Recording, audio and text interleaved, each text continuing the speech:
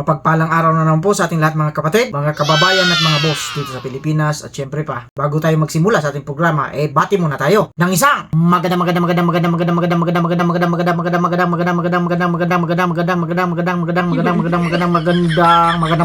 umaga po, Luzon, Visayas at Mindanao. Narito na naman po ang inyong lingkod, Boss Vic. Ngayong araw na ito ay pag-uusapan natin ang tungkol sa secret. Mamaya malalaman ninyo, pero excited na ba kayo sa portion ng ating programa na ang batian at ang pa-shoutout ninyo, babasahin ko. Kung gusto niyo magsimula na agad tayo para makarami tayo ngayong araw na ito, simulan na natin. Kagaya nito. Good evening po kapatid. Mula sa lokal ng Kabangkalan, mga Bantay Kapilya. Shoutout po sa inyo dyan mga kapatid at maraming salamat po. Ang pagbati mula kay Cristela Dayuno. Maraming salamat po. Ito pa. God bless po Brad. Maraming salamat po. Ang pagbati mula kay Joseph Moncada. Maraming salamat po kapatid. Ito pa. Shoutout Boss Rick kapatid. Kawawa si Labradog. Dalhin na sa pinakamalayong veterinary hospital at nang matuluyang gumaling. Malupit din ito ha. Ang pagbati mula kay Binuki TV. Shoutout sa iyo kapatid na Binuki TV. Maraming salamat po. Ito pa. Tuloy-tuloy tayo. Natatawa ko ay. Hala, bakit nagkasakit si Panyong kapatid? Panay siya. Suot ng face mask. Galing ito kay kapatid na Erlin Darante. Maraming salamat kapatid. Ito pa. Tuwang-tuwa ko kapatid. Sa wakas, narinig ko rin. Sa wakas, ang pangalan ko. Mabuhay ka kapatid. Mabuhay ang Iglesia ni Cristo. Di ba? Nakakatuwa, di ba? Maraming salamat po. Galing kay Kubita Kalusa. Shoutout po sa inyo dyan at maraming salamat po. Ito pa. Hello po. Watching from lokal ng Maysan, Kamanaba District. Uy, suki na ito. Alam ko na kung kanino galing ito. Pabati mula kay kapatid na Lucy Batoto. Maraming salamat po kapatid. Ito pa. Watching bro. Lokal ng Athens, Greece. Ang pagbati mula kay Just Rayo 3211. Maraming salamat po kapatid. Shoutout po sa inyo dyan. Happy viewing po. Watching from the local of Roma, North District of Italy South. Maraming salamat po. Ang pagbati mula kay kapatid na Casti. Maraming salamat po. Tuloy-tuloy tayo. Ito pa. Natatawa na ako pag nakikita ko dito. Ito. Excuse me po. Happy viewing po sa lahat. Magandang hapon, Boss Rick. Lalaki pa yung channel mo. Maraming salamat po, kapatid. Hulaan nyo kung kanyung galing ito. Galing kay kapatid na Make It Happen. Maraming salamat po, kapatid. Shoutout sa inyo dyan. Ito pa, marami pa rito. Maki-shoutout na rin ako from lokal ng Cordoba, Cebu, distrito ng Cebu. Shoutout sa lahat ng mga taga-Cordoba, ha? Lokal ng Cordoba, Cebu, distrito ng Cebu. Shoutout po. Galing kay kapatid na Samuel Sapitin. Maraming salamat po, kapatid. Ito pa, shoutout po sa aming mahal na destinado, si kapatid na Roger Ramirez, mula po sa lokal ng Baluan, General Santos City. Maraming salamat po. Pagbati mula kay Marjel Lumi. Maraming salamat po, kapatid na Marjel Lumi. Ito pa, shoutout po, kapatid, lokal ng Iram, Zambales South. Ang pagbati mula kay Bidik Kalahi. Maraming salamat po. Ito pa, watching from San Pedro, Laguna. Ang pagbati mula kay Fres Guerra. Salamat po. Ito pa ha, pabati po sa lahat ng mga awit from lokal ng Bagong Buhay, distrito po ng Sentral. Suki natin ito ha, taga Bagong Buhay. Maraming salamat po. Ang pagbati mula kay Irlab Trapela. Salamat po kapatid. Ito pa, aba, nahiya din naman. Napalit na ng busal at may ubo na sa walang tigil na kakakahol from Salde Redaha. Maraming salamat po. Ito pa, Balimbing, nakaraan kay Sara Sipsip. Ngayon, mga Marcos na naman. Ganon talaga ito si Panyong. Wala tayong magagawa dyan. Ang pagbati mula kay Gigi Bantog. Maraming salamat po. Ito pa, salamat po Boss Rick. Palagi nyo ako nababati. God bless you more.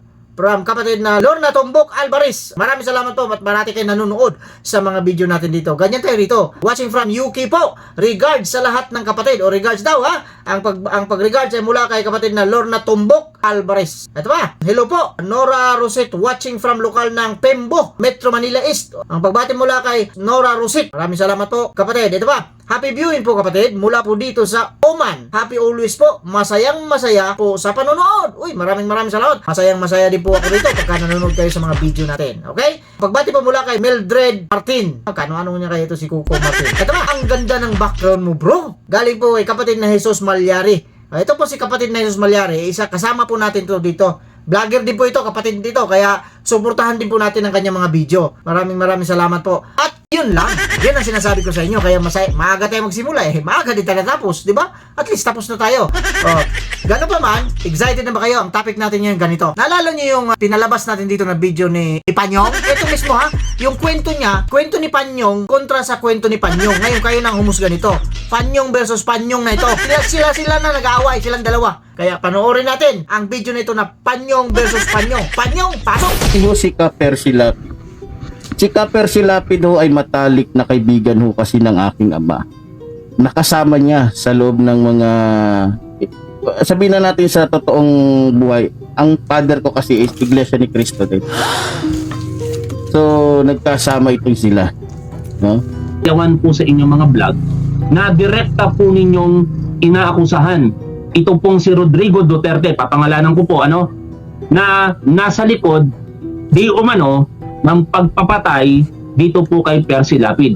May mga maaari po ba kayong ibigay sa amin na patibay o ebidensya kung bakit nababanggit nyo po na ito nga pong si Rodrigo Duterte ang maaaring di umano yung nasa likod ng pag-uutos para ipapatay ito pong si Percy Lapid? Alam mo kapatid, Opo. sa personal ko lang, kilala ko si Duterte. Simula nung ang aking kapatid ay pinapatay niya mismo. Kilala ko si Duterte. Simula nung ang aking kapatid ay pinapatay niya mismo. Alam mo ba ang aking kapatid ay Davao Dead Squad? Ang aking kapatid, pinapatay nila na walang kalaban-laban at walang kamuang-muang dahil sa marami nang nalalaman tungkol sa kanila. Kung pinapatay nila ang aking kapatid. Kailan po nangyari yan? Ma-interrupt ko lang po kayo. Kailan po nangyari yan? Condolence po, nakikirami po kami sa pagkawala po ng inyong kapatid. Matanong ko lang po, kailan Siguro po nangyari yan? mahigit 10 taon na, 13 o 12 taon na ang nakakaraan. Ang aking kapatid, pinapatay nila na walang kalaban-laban at walang yung patungkol sa nangyayari nga ngayon sa minamahal nating tapat at mahusay na general na walang iba kundi si General Bantag, na kung saan ay nanungkulan sa haba ng kanyang panunungkulan ay naipakita niya hindi lamang sa ilang tao, hindi lamang sa ilang panahon, kundi sa taas ng panahon. Kaya nga noong panahon ng ating butihing Rodrigo Roa Duterte, inendorso ng kanyang napakalapit sa kanyang puso na ito si Bongo, no, na gawing direktor sa Bucor itong si General Bantag. Samahan niyo po kaming manalangin na sana matulungan ng ating mahal na presidente itong ating napakahusay at tapat na si General Bantag, no? Pag kinikwento sa akin ng aking ama kung sino itong si General Bantag, kilala na siya bilang isang mahusay at tapat na BJMP, no? Ito na nga yung sinasabi natin dito. Napanood naman natin minsan doon sa video na nakaraan, talagang kung sino-sino yung mga pinagbibintangan niya na kesyo pumatay kay Percy Lapid, di ba? Ngayon, napanood nyo rin dito sa video na ito kung ano ba talaga ang pagkatao ng mga inaakusahan niya. Unang-una, sabi niya rito, inamin siya rito eh. Ang totoo sabi niya sa totoo lang. Ito, totoo ito. Sana, totoo ito. Sa totoo lang daw, yung kanyang tatay ay Iglesia ni Cristo. Kaya, sabi niya, kilalang kilala daw ng kanyang tatay si Percy Lapid. Kasi nga, Iglesia ni Cristo, kakasama raw sila eh. Tapos ito pa, ang sabi niya, yung kanyang kapatid, pinapatay daw ni PRRD sapagkat ito raw ay membro ng DDS. Marami na kasi daw nalalaman ito, kaya pinatahimik na. Sabi nga ng vlogger dyan, di ba? Condolence po. Kailan ba ito nangyari? Tinanong siya kung kailan nangyari. Sabi niya, nangyari ito mga 12 years ago, 13 years ago. Mga ganun na sinabi niya. So hindi siya sigurado kung kailan. Pero ang sigurado niya, si General Bantag. Sabi niya, talagang minamahal at tapat na General Bantag ang tawag niya kay General Bantag. Samantalang dati, inaakusahan niya itong si General Bantag. Pero ngayon, kaya sinasabi ko rito, paratang ni Panyong versus ipensa ni Panyong. Kaya Panyong versus Panyong ito. Kakaiba ito, kaya kayo nang umusga. Yung mga umidolo kay Panyong, ang tanong ko sa inyo, may kredibilidad pa ba ito? Kayo nang humusta, pero para sa akin, wala.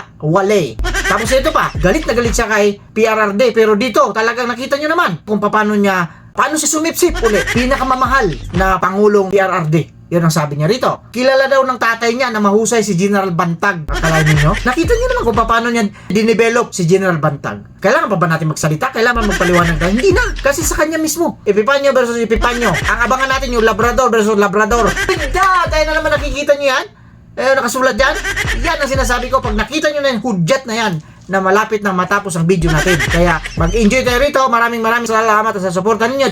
Siyempre, yung pula na nakikita nyo dyan, pakipindot nyo na lang yan. Wala pong bayad dito. Libre ha? Libre. Wala kayong babayaran. Pag may tumawag sa inyo na bayaran mo, huwag kayo maniwala dyan. Scam yan. Mag-iingat kayo sa mga scammer. Napakaraming scammer ngayon. Sa susunod ng mga video natin, yan ang tatalakayin natin dito, yung mga scammer na yan. Okay? Kagaya na sinasabi natin dito, mag-iingat tayong lahat. Pwera lang sa mga taong ganito.